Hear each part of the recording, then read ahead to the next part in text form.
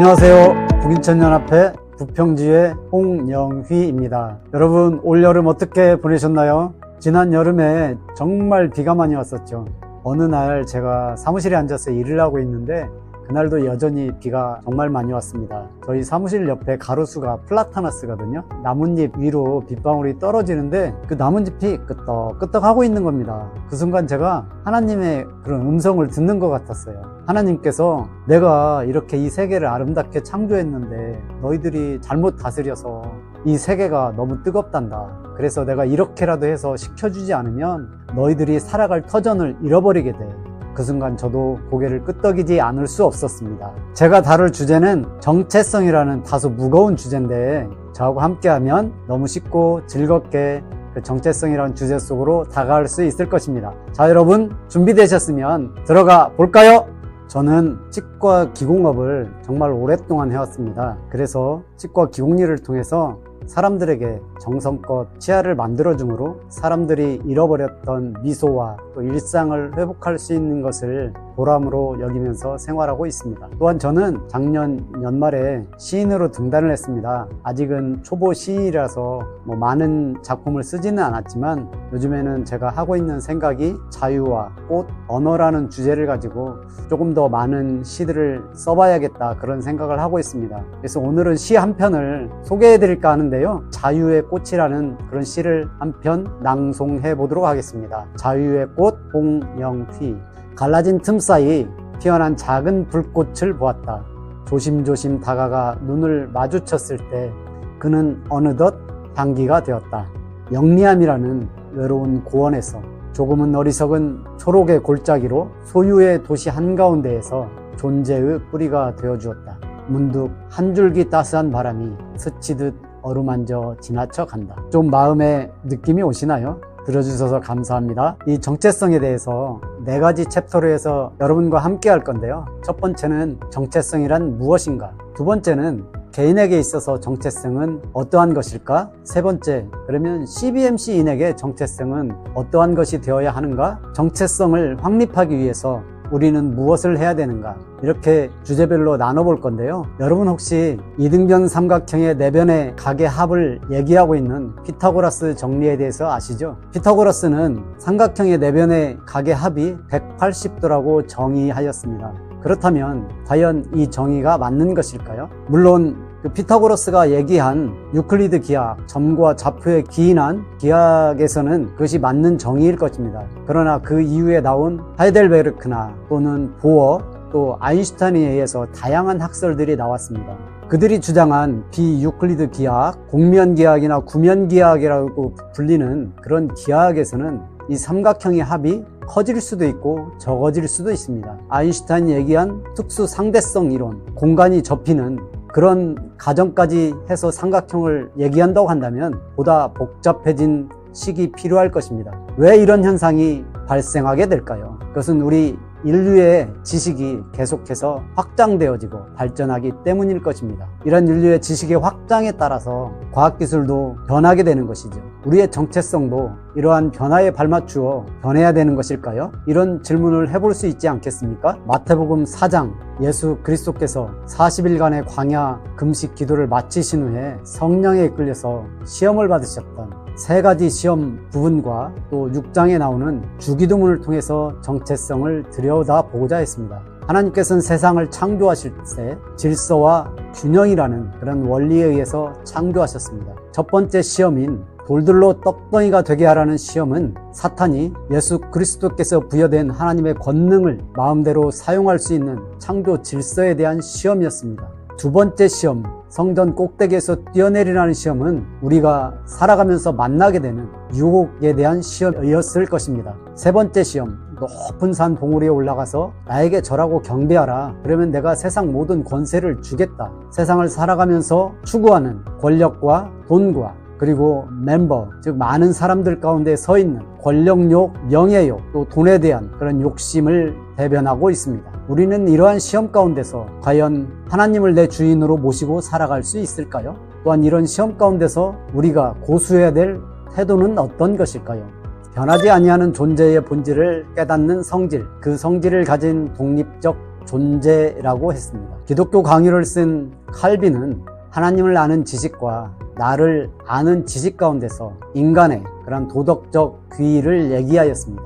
12가지 관점을 가지고서 좀 다가가 보고자 했는데요. 첫 번째, 어떤 문제라는 것이 정육면체의 도형이라고 생각을 해본다고 한다면 정육면체의 도형이 된 문제를 바라보는 6가지 뷰가 존재할 것입니다. 정면과 앞면, 뒷면, 그리고 앞쪽에 있는 옆면, 뒤쪽에 있는 옆면, 윗면, 아랫면, 이렇게 다양한 각도에서 이 문제를 바라볼 수 있을 것입니다. 어떤 3차원 공간 가운데 위치한다고 한다면 이러한 문제들은 모든 산업 가운데 어떤 특정한 산업이 있는 것처럼 이 문제가 다양한 큰 그림 가운데 위치해 있는 3차원적 위치에서의 어떤 부분을 차지하고 있을 것입니다. 더 확장을 하면 4차원, 5차원, 6차원 공간 가운데서 이러한 3차원적 그런 상황 가운데 놓여있는 이 문제를 바라볼 수 있을 것입니다. 여기에 시간의 그런 개념을 도입하여서 과거의 역사로부터 이 문제를 바라보는 관점이 있을 것이고, 선택의 결과를 통해서 빚어지는 미래 유추적 관점에서 바라볼 수 있는 관점이 또한 존재할 것입니다. 이러한 모든 상황 가운데서 나와 문제와의 사이 가운데서 내가 하나님을 바라보고 있는 변하지 않는 태도, 저는 그것을 정체성이라고 정의해 보기로 했습니다. 그러면 무엇에 대한 애티튜드가 되어야 될까요? 저는 이 답도 역시 성경에서 찾아보고자 했습니다. 창세기 1장 1절에 가면 하나님께서 천지를 창조하실 때 빛으로 창조하셨다는 것을 알 수 있습니다. 제일 먼저 하신 게 빛이었죠. 빛이 있으라 하시니 빛이 있었다. 그 빛이 우리의 형상이었던 거죠. 다시 26절에 가면 우리가 우리의 형상을 따라 사람을 만들자. 그리고 그들로 하여 우리가 창조한 모든 것들을 다스리게 하자. 이렇게 말씀하셨습니다.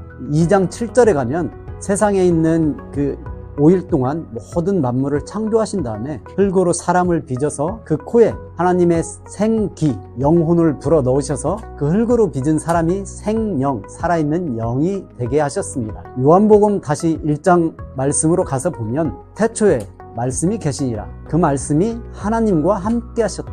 하나님이 천지를 창조하실 때 함께 했던 빛이라는 말씀입니다. 하나님의 빛이었던 그 말씀이 우리와 함께하게 된 것입니다. 자, 그러면 이 태도는 어떠한 태도인지 주기도문을 통해서 한번 들여다보도록 하겠습니다. 6가지 주제를 가지고 행동 강령을 주셨습니다. 당신의 이름이 거룩히 여김을 받게 하는 삶을 살아야 합니다. 하나님의 나라를 만들어가는 삶을 살아야 된다는 것입니다. 하늘에서 아버지의 뜻이 이루어진 것처럼 이 땅 가운데서 우리가 살아갈 때 이 땅 위에도 하늘의 뜻이 이루어지는 삶을 살아야 된다는 것입니다. 우리에게 일용할 양식을 주시고 만나 사건을 통해서도 하루하루의 양식을 구하고 그것을 가지고 만족하면서 살아갈 수 있는 삶을 40년 동안 이스라엘 백성에게 훈련시키셨습니다. 우리에게 주어진 하루의 양식 이외의 것은 다 세상에 베풀어야 되고 세상을 다스리는 데 사용해야 된다는 것을 알 수 있습니다. 우리에게 죄 지은 자들을 예수 그리스도의 십자가를 통해서 사여 준 것처럼 우리에게 죄 지은 자들을 용서해야 된다는 것입니다. 우리에게 당면한 수많은 유혹들 가운데서 악에 빠지지 않고 하나님의 말씀과 성령의 인도하심을 따라 살아가는 모든 선택의 순간순간마다 하나님 편에 서는 그런 삶의 자세를 취하는 것, 이러한 것들을 통하여서 하나님의 나라와 그의 권능과 그의 영광이 영원히 빛나는 그러한 삶을 살아가는 것이 우리의 정체성일 것입니다. 예수님께서 3년간의 공생애를 통하여서 하나님 앞에 선 하나님의 자녀, 하나님의 사람들이 살아가야 될 그런 삶의 태도를 통해서 우리의 정체성을 밝히 보여주셨습니다. 여러분 혹시 팩트와 리얼리티에 대해서 생각해 보신 적이 있습니까? 팩트는 사실 그대로 있는 것들을 팩트라고 하죠. 그렇다면 리얼리티는 무엇일까요? 여러분 혹시 고등학교 화학 시간에 원소 주기율표 즐겁게 배우셨나요? 제일 먼저 나오는 게 수소 원소입니다. 그런데 수소 원소 2개와 산소 원소 2개가 합쳐지면 물이라는 분자를 이루게 됩니다. 이러한 것을 리얼리티라고 합니다. 수소와 산소 객체로 있을 때는 그것은 팩트라고 할 수 있죠. 우리 몸에는 수많은 기관들이 있습니다. 눈, 코, 입, 귀, 손, 발, 장기 등. 그러나 이것이 따로 떨어져 있다고 한다면 그것이 있는 것은 맞지만 그것이 어떤 존재적 실체를 가질 수는 없을 것입니다. 존재적 실체를 갖게 됐을 때 또한 그 존재적 실제를 통해서 세상의 어떤 의미와 세상의 어떤 언어가 됐을 때 이러한 것들을 리얼리티라고 합니다. 로마서 8장 28절에는 하나님의 뜻대로 부르심을 입은 자들은 합력하여 선을 이룬다. 그러니까 저희들의 뜻이 아니라 우리가 각 퍼즐에 있는 큰 그림 가운데 퍼즐로서 지체라는 것입니다. 이것이 우리가 세상을 살아가면서 바라봐야 하는 우리의 태도요, 우리의 정체성이 아닐까 합니다. 세상에는 세 가지 M이 있습니다. 그 M은 might, 권력, money, 돈, 그리고 members, 군중들 가운데서 명예가 있겠죠. 이것과 대적해서 우리가 싸울 수 있는 한 가지 M이 있는데 그것은 미션입니다. 사명이 되겠죠. 미션은 어떠한 것에 근거해서 쌓아가야 될까요? 우리는 그것을 비전이라고 부릅니다. 하나님의 꿈이 나를 통해서 이루어지고 세상 가운데 나타내어지는 꿈, 그것을 우리는 비전이라고 부릅니다. 저는 말씀드린 것처럼 치과 기공일을 30년 넘게 해왔습니다. 우리 인더스트리 안에 있는 핵심 장비와 소재, 그런 것들을 내재화해서 어떤 선교 사업에 쓰이는 회사를 만들고자 했습니다. 설립해놓고 계속 개발만 해오다가 이제 개발해온 것들을 본격적으로 판매, 유통을 시작해 보려고 하는데 그 전에 앞서서 비전을 확립하는 것을 다시 해봤습니다. 그 전에는 흔히들 하는 그런 목표를 세웠다고 한다면 보다 포괄적이고 본질적인 목표, 이것을 통해서 하나님의 영광을 받고 이것을 통해서 어려움에 처한 그러한 어떤 분들이 도움을 받는 꿈을 꾸자, 그렇게 해서 비전을 전 세계 고아들에게 삶을 영위할 일자리를 제공하고 이들을 통하여서 사람들에게 진심을 담은 아름다운 미소를 선물하는 기업이 되겠다 해서 이렇게 비전을 수정해봤습니다. 최고의 장비와 소재를 개발해서 공급함으로 우리의 장비와 소재를 공급받은 그런 업체들이 정말 좋은 재료로 아주 훌륭한 도철물을 제공해서 치과를 찾는 환자들에게 어떤 잃어버렸던 일상, 잃어버렸던 미소를 회복하게 될 때 이것이 기쁨이 되지 않을까, 그렇게 생각을 해봤습니다. 여러분, CBMC만으로서 각자 어떤 사업을 영위하고 또 전문 직종에서 몸담고 있을 것인데 여러분들이 꾸는 그런 비전은 무엇입니까? 또 하나님의 뜻에 다가가는 귀한 시간이 되었으면 좋겠습니다. 네, 여러분, 이렇게 1강을 마쳤습니다. 이 강의가 마음에 드셨다면 열렬히 환호해 주시고 또 환호에 힘입어서 2강, 3강, 4강도 준비해 보겠습니다. 여러분과 다시 만날 날을 기약하면서 감사드립니다. 감사합니다.